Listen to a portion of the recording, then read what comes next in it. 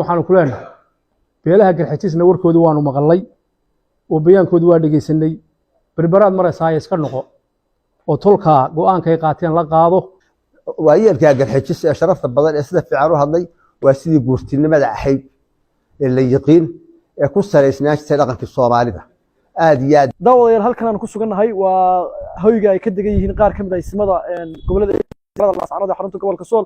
ismada oo halkan maanta warbaahinta kula hadlay waxay ka hadleen arrimo ay kamid yihiin mid kamid ah salaadiinta Soomaaliland oo uu sheegay in Laascaanood tagi doono arrimo nabadeedna halkaas uu aadi doono ismku wuxuu suldaankaasi wuxuu xalay sheegay inay wada xiriireen qaar kamid ah ismada dhaqanka SSC balse ismadu waxay sheegeen inaysan jirin cid la soo xiriiray ilaa iyo iminka sidoo kale ismadu waxay soo dhaweeyeen go'aanka ay soo saareen beelaha garxajis ee Soomaaliland oo ay sheegeen inay ku mahadsan yihiin inay ka dhiidhiyeen tacadiyada iyo dulmiga ay xukuumadda Soomaaliland ka geysanayso magaalada Laascaanood ismada dhaqanka ayaa sidoo kale sheegay inay diyaar u yihiin xabad joojin balse aysan muuqan waxay fariin u direen bulshada Soomaaliyeed in sidii xal loo heli lahaa ay ka shaqeeyaan sidoo kalena ay mar walba ismadu ku adkaysanayaan in ciidamada Soomaaliland laga kor qaado gudaha magaalada Laascaanood si loo helo xabad joojin rasmi ah. Bismillahir Rahmaanir Rahiim. Maanta oo maalin Sabti ah waxaanu joognaa magaalada Laascaanood xaruntii gobolka Sool halkan waxaa fadhiya salaadiintii gobolada Sool iyo Sanaag iyo Cayn sidaad nooga barateenba anaga hadalkayagu ma badna laakiin marka wax jiraan maalintii horena waan sheegay inaanu hadallo oo waliba hadalkaanu maanta ku hadlaynaa oo noqdo kii ugu dambeeyay waa waajib weey xalayto waxaa miidiyaha la geliyey nin runtii anigu aanan garanayn laakiin yiri suldaan baan ahay laakiin uu ag fadhiyey suldaanka guud Suldaan Daawud oo uu yiri wafti baanu nahay dhaqana oo erga ah oo Laascaanood ku socota oo garaad jaamac garaad Ismaaciil iyo garaadada kaleba ay noo yeedheen warnimayo arrinkaasi waxa weeye ninkii maamaahay wuxuu yiri geel waana hori jirnay waana hayn jirnay war erga waan naqaanaa waana naloo geli jiray waanu geli jirnay erga labay ku timaadaa erga iskeed u soo dhaqaaqday marka wax dhacdo oo cidna wax weydiin oo meeshii wax ka dhacay soo fadhiisata iyo ergo intay soo hadasho loo diyaar garoobo waa mis subxaanallah weey labada erga midna anagu ma hayno erga waxaanu haynaa war sheegaysa aan jirin oo ilaa Muuse gaarsiisay oo aanu ka hadalnay war waxaanu maanta cadeynaynaa inaan anagu cidna u yeedhin waxaanu cadeynaynaa inaan cidina la soo hadlin waxaanu cadeynaynaa cidna la soo xidhiidhay midna aanay jirin Suldaan Daawud waxaan leeyahay agtaadu fadhiyay ninka hadlayay inay suldaanka Ayuub baan ahay anu Ayuub waan aqaanaayo Suldaan Uwaas Axmed baan aqaanaa mar haddii Suldaan Daawud agtaada uu fadhiyo waftigaagana uu ka mid yahay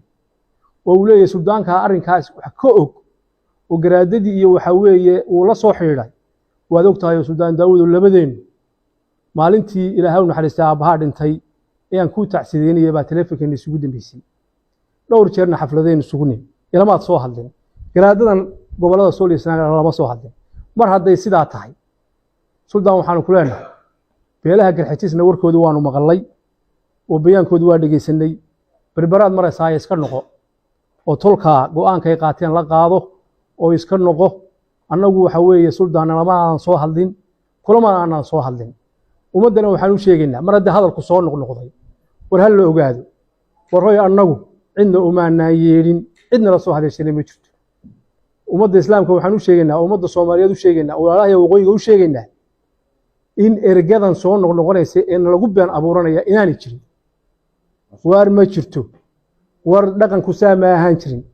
war dhaqanku labada qodob buu ku imaan jiray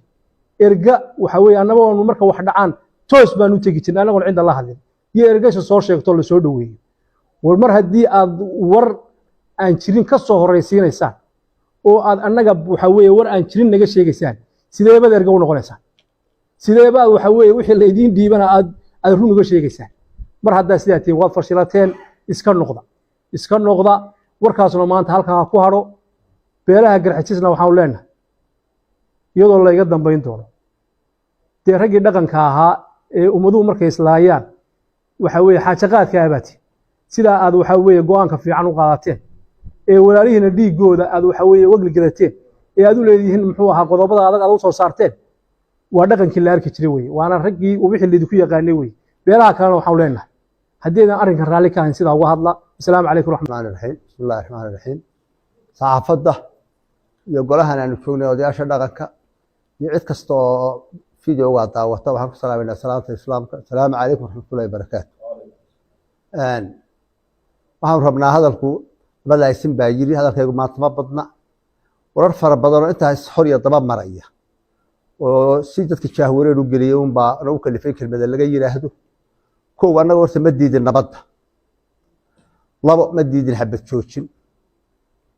laakiin wax si sax ah oo toos oo socda ma baanu arag marba hadal meel laga soo duubayo iyo kelmado la warfinayo iyo qaar terrorism aan la dagaalamaynaay kulli bilaada ku dhari way dhigeysanayeen marka bal qoliyaha waxaan oon lahaa marba hadalkina sax ah oo hadalkinu jaha uun ha qabsado ama xabad ha qabsado ama xabad joojin iyo nabad ha qabsado qoliyaha taasaan oran lahaa oo bahasha iska sax haddii nin wala soo doono isaga hadlo mid media wax ku soo qor mid cid baan la hadlay mid halka terrorism baan dagaalamayna oo wax la yaab leh warbal si sax tadilaahi ka baqdaan waayahay erganimada dadku waa Soomaali waa la yaqaanaa dhaqanku wuu soo hadla wala wada hadla hagee isugu nimaadna waxaynu yeelaa haataa ah halkaas processkaas waa loo soo maraa qaar iska soo duulo markuu isoo taagay weydila joognaana waa la arki laakiin mid isagoo gurigiisa jooga iska leh hebel baan la hadlay